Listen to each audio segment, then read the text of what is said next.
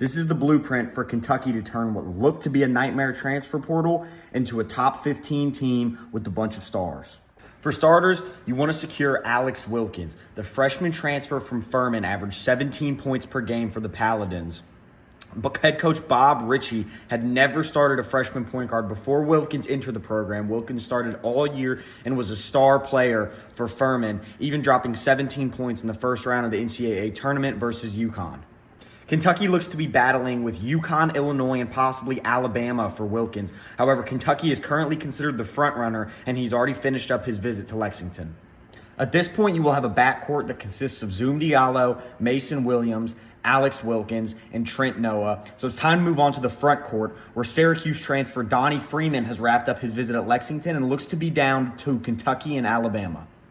However, reports have come out saying that Freeman is not so sure that he's going to be the correct fit for Alabama and the scheme that they run there. Plus, I'm certain that Kentucky's probably offering a little more money than Alabama is at this time. Now that the front court will consist of Malachi Moreno and Donnie Freeman, I would focus on Devin Williams from FAU, another forward, a little small and lanky, but super athletic, could possibly be NBA talent one day. He hasn't taken any visits yet. He's done a Zoom call with Kentucky, so this one's more up in the air than the rest of the transfer portal targets. However, he would be a big pickup and would help solidify that front court.